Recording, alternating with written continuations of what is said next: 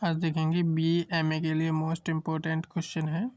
भारत के इस संविधान संशोधन की प्रक्रिया की विवेचना करेंगे।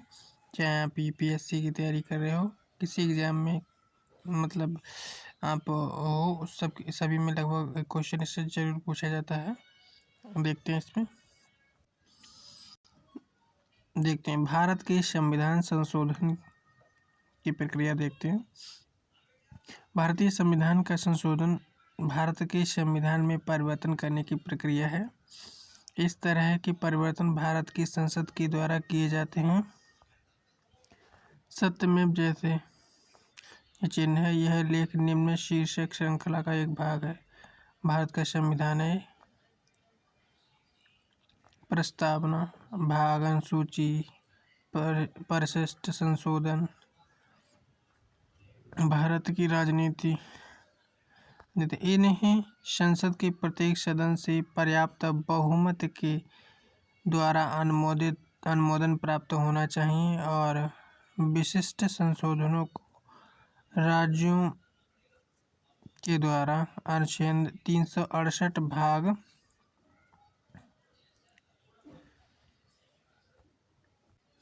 भाग 20 में दिया गया है।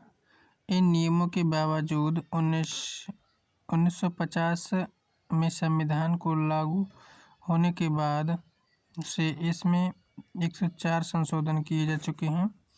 यानी इन संविधान के लागू होने के बाद, यानी 1950 के संविधान के लागू होने के बाद से इसमें 104 संशोधन हो चुके हैं। विवादास्पद रूप से भारतीय सुप्रीम कोर्ट यानी सर्वोच्च न्यायालय के अनुसार संविधान में किए जाने वाले प्रत्येक संशोधन की अनुमति देना संभव नहीं है। एक संशोधन इस प्रकार होना चाहिए कि यह संविधान की मूल संरचना का सम्मान करे, जो कि परिवर्तनीय यानी अपरिवर्तनीय है। आगे दिया है प्रक्रिया। एक संशोधन के प्रस्ताव की शुरुआत संसद में होती है, जहां बिल के रूप में पेश किया जाता है। इसके बाद संसद के प्रत्येक सदन के द्वारा अनुमोदित किया जाना चाहिए। प्रत्येक सदन में यानी एक इसमें दिया पहला है, इसमें इससे उपस्थित सांसदों का 2/3 बहुमत। पहला पॉइंट इसमें दिया गया है, इसे उपस्थित सांसदों का 2/3 बहुमत और मतदान प्राप्त होना चाहिए। और दूसरा पॉइंट दिया है, सभी सदस्यों यानी उपस्थित या अनुपस्थित यानी का साधारण बहुमत प्राप्त होना चाहिए। इसके बाद विशिष्ट संशोधनों को कम से कम आधे राज्यों की विधायिकाओं के द्वारा भी अनुमोदित किया जाना चाहिए। एक बार जब सभी अन्य अवस्थाएं पूरी कर ली जाती हैं, संशोधन के लिए भारत के राष्ट्रपति की स्वीकृति प्राप्त की जाती है, परंतु यह अंतिम व्यवस्था के लिए एक औपचारिकता ही है। संविधान पर्याप्त बहुमत की आवश्यकता के बावजूद यह दुनिया में सबसे ज़्यादा बार संशोधित किया जाने वाला प्रशासक दस्तावेज है। हर साल में औसतन 2 संशोधन किए जाते हैं। आंशिक रूप से लंबाई और संविधान के विस्तार की वजह से ही यह दुनिया के किसी में संप्रभु राष्ट्र की तुलना में सबसे लंबा संविधान है। आंशिक रूप से आगे फिर दिया है, जिसमें 395 अनुच्छेद और 1,45,000 से भी ज़्यादा शब्द हैं। यह दस्तावेज सरकार की शक्तियों को अत्यधिक विशिष्ट रूप से वर्णित करता है और इसीलिए संशोधनों के लिए अक्सर उन मामलों के साथ डील किया जाता है जिन्हें अन्य देशों में सामान्य दर्जा दिया जाता है। आगे दिया है, इसका दूसरा कारण यह है कि भारत की संसद का चयन जिले की एक सीट के द्वारा किया जाता है। इसके लिए संयुक्त राज्य अमेरिका और संयुक्त राष्ट्र में प्रयुक्त किए जाने वाली अनेकता या फर्स्ट फास्ट ये मतलब बता गए, यानी अनेकता या यानी पॉपुलरिटी या फर्स्ट पास्ट द पोस्ट प्रणाली का उपयोग किया जाता है। इसका अर्थ यह है कि एमपी के समूह के लिए यह संभव है कि वे 2/3 मतदान हासिल किए बिना संसद में 2/3 सीटें जीत सकते हैं। उदाहरण के लिए, संविधान के तहत पहले 2 चुनावों में भारतीय राष्ट्रीय कांग्रेस ने आधे से भी कम राष्ट्रीय मतदान हासिल किए थे, लेकिन लोकसभा यानी निचले सदन में 2/3 सीटें हासिल की थीं। फिर आगे दिया है, भारत में प्रत्येक संवैधानिक संशोधन एक अधिनियम के रूप में किया जाता है। पहला संशोधन संविधान यानी पहला संशोधन अधिनियम कहलाता है। दूसरा संशोधन अधिनियम कहलाता है और इसी प्रकार से इन संशोधनों को नाम दिए जाते हैं। आगे दिया, प्रत्येक संशोधन को आमतौर पर लंबा शीर्षक दिया जाता है। एक अधिनियम जो भारत के संविधान में संशोधन करता है। संशोधन की सीमाएं आगे देखते हैं।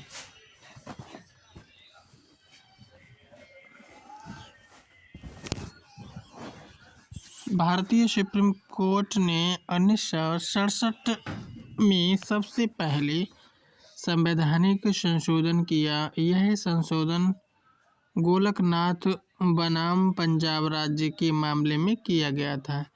यह संशोधन इस आधार पर किया गया कि यह अनुच्छेद 13 का उल्लंघन कर रहा था। उसके फिर दिया है, जिसके अनुसार राज्य कोई ऐसा कानून नहीं बनाएगा जो मौलिक अधिकारों के यानी चार्टर यानी जो मौलिक अधिकारों में दिए गए अधिकारों का संक्षिप्तीकरण करता हो या उसे नष्ट करता हो।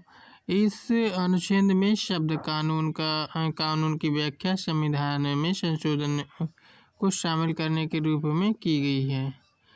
संसद ने 24वें संशोधन को अधिनियमित करने के द्वारा प्रतिक्रिया दी, जिसके अनुसार संविधान के किसी भी संशोधन में कुछ भी यानी अनुच्छेद 13 यानी कुछ भी लागू नहीं होगा। आगे दिया है, संशोधन में वर्तमान सीमा केशवानंद बनाम केरल राज्य में देखी जा सकती है। उस मामले में सुप्रीम कोर्ट यानी सर्वोच्च न्यायालय ने कहा कि इस संविधान में संशोधन इस प्रकार का होना चाहिए कि यह संविधान की मूल संरचना का सम्मान करे। इस दस्तावेज में कहा गया कि संविधान में केवल बुनियादी लाक्षणिक गुणों को संशोधन के द्वारा परिवर्तित नहीं किया जा सकता। भारतीय संसद ने इस सीमा को हटाने का प्रयास किया। इसके लिए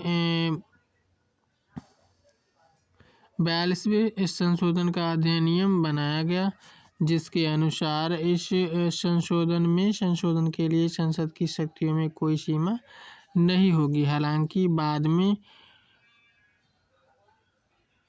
मिनर्वा मिल्स बनाम भारत में इस परिवर्तन को सर्वोच्च न्यायालय के द्वारा अवैध घोषित किया गया।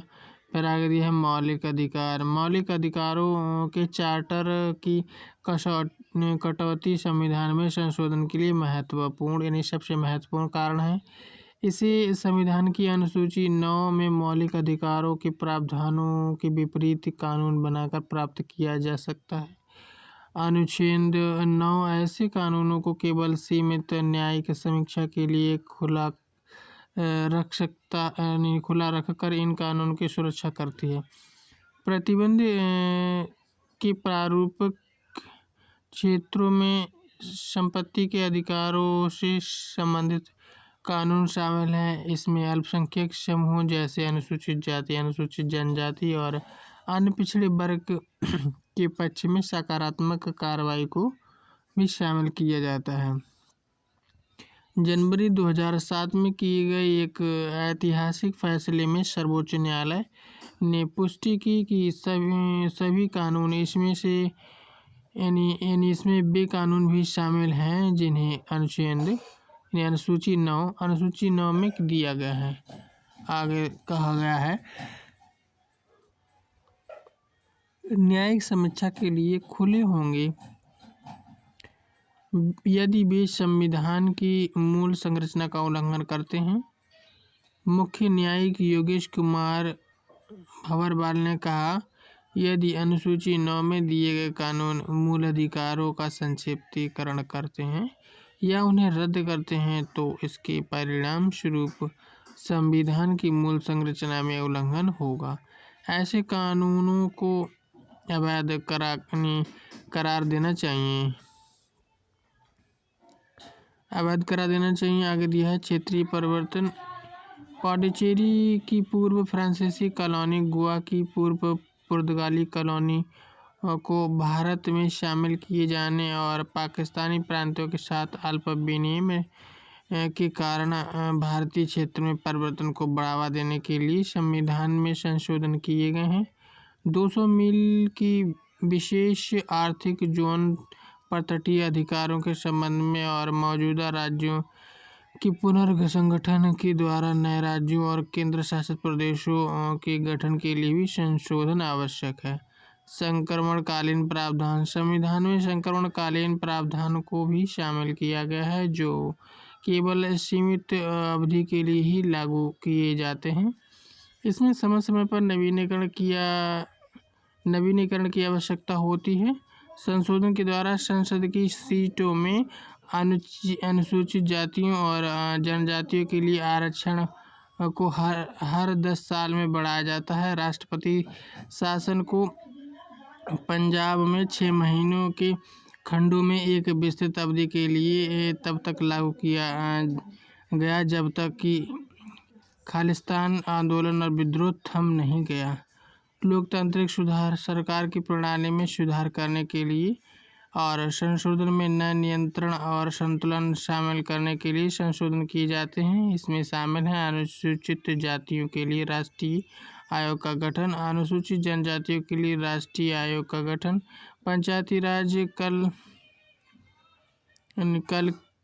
लिए प्रणाली का गठन, स्थानीय स्वच्छ प्रशासन। पार्टी निष्ठा बदलने से सदस्यों की अयोग्यता, मंत्रिमंडल के आकार का प्रतिबंध और एक आंतरिक आपातकाल लगाने पर प्रतिबंध। अनुच्छेद 368 का पाठ्यक्रम। संविधान के अनुच्छेद 366 या भाग 20 के पूर्ण पाठ्य को नीचे दिया गया है जो संवैधानिक संशोधन को प्रशासित करता है। 42वें संशोधन अधिनियम के द्वारा इटैलिक्स के प्रावधान को लागू किया गया, परंतु मिरांडा मिल्स मामले में सर्वोच्च न्यायालय के द्वारा इसे अवैध घोषित कर दिया गया। इस पाठ्य को जुलाई 2008 तक अद्यतन किया गया। आगे दिया है इसमें धारा 1 के शब्द यानी आयरलैंड के संविधान के अनुच्छेद 46 के अनुरूप है, जिसे 1937 में लागू किया गया था, जिसके अनुसार इस संविधान में किसी भी प्रावधान में संशोधन किया जा सकता है, चाहे यह परिवर्तन हो, संपादन हो, निरसन हो या इस अनुच्छेद के द्वारा उपलब्ध कराए गए तरीके से किया जाए। इन्हें भी देखें। आगे देखते हैं इसमें भारतीय संविधान में संशोधन की सूची, संदर्भ बहुत हो गया। इसमें थोड़ा और देखते हैं। इसमें दूसरा पॉइंट देखते हैं BBC समाचार। भारत की आंदोलन। भारत की अदालत ने समीक्षा के लिए कानून बनाए। 11 जनवरी 2007 को पुनः प्राप्त यानी मूल से 13 अप्रैल 2012 को